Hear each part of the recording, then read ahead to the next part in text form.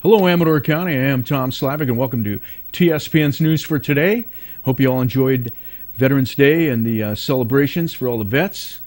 And now on with our news. A lawsuit has been filed against Amador County developers and a Silicon Valley venture capital firm, citing California Environmental Quality Act CEQA violations over the planned construction of a new strip mine and hot asphalt plant in close proximity to ranches and homes in the rural county. Now, the planned mine is located on Newman Ridge, an untouched 287-acre, 500-foot ridge on the historic Howard Ranch.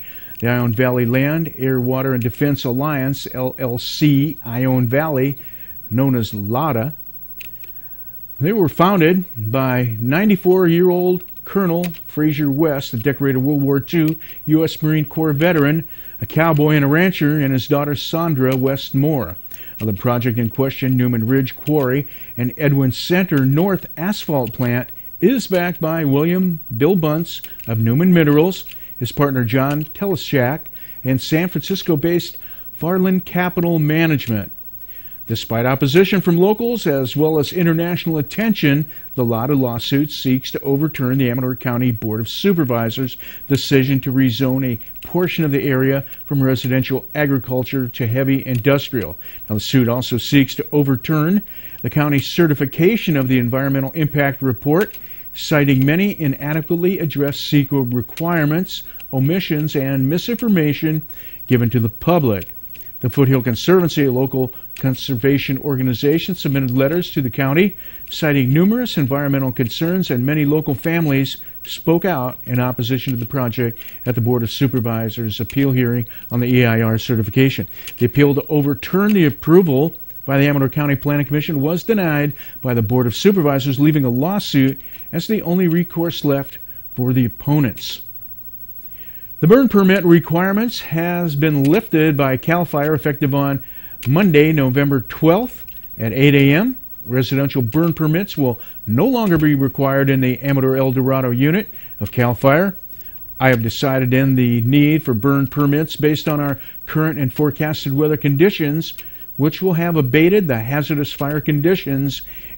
And in the event of a major shift to a drier, warmer trend, CAL FIRE is always prepared to call back additional resources, says Unit Chief Kelly Keenan. A CAL FIRE residential burn permit will not be needed again until May 1st, 2013, but remember to call the burn information line immediately prior to burning to make sure it's a permissive burn day, because your local air quality management district now determines burn day status. In addition, your local AQMD may still require a county burning permit.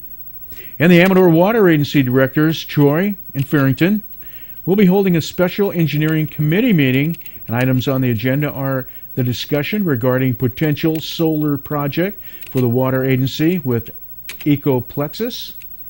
Next up is a discussion regarding the Tanner Water Treatment Plant's liquid chlorine storage vessel. Lastly, a discussion with Rob Lucas regarding potential enhancements to the Wildwood leach field system. And they'll be on the agenda, and the meeting will be held at the AWA Boardroom November 14th, 1 p.m. at 12800 Ridge Road in Sutter Creek. The Jackson City Council regular meeting is this Tuesday evening, November the 13th, 7 p.m. And before discussion items, the board will accept a $5,000 donation for the Kennedy Tailing Wheels Preservation Project from PG&E. Then there will be 4 proclamations. First, commending retiring police officer Mike Collins. Next up is a proclamation honoring Planning Commissioner Joe Azaretto. Third is the proclamation honoring Planning Commissioner David Buteau. And the 4th proclamation salutes the Rotary Club of Jackson on their 60th anniversary, followed by the swearing in of Fire Chief Mark Morton. On the agenda for discussion and possible action is the awarding of a bid for the Kennedy Tailing Wheels Preservation Project. Secondly, a funding request from the Amador County Film Commission. Thirdly, the appointment of the Accessibility Board of Appeals. They'll be reviewed with possible action. And lastly, a discussion of Planning Commission vacancies with possible council action. The meeting begins at 7 p.m. at the Jackson City Hall, 33 Broadway in Jackson. Janice Traverso, newly re-elected Ione City Clerk, reports that the City of Ione Planning Commission's regular meeting, scheduled for Tuesday, November 13th, has been canceled. Upcountry Community Center is holding a community Thanksgiving dinner on Tuesday, November 20th at 5:30 p.m. I want you to join friends and neighbors as they feast together celebrating life's riches. The dinner will be held at the Upcountry Community Center at 19386 Highway 88, Pine Grove. That's below the Pine Grove Market. Call if you would like to be on their carpool list, and the number to call is 296-2785 for more information.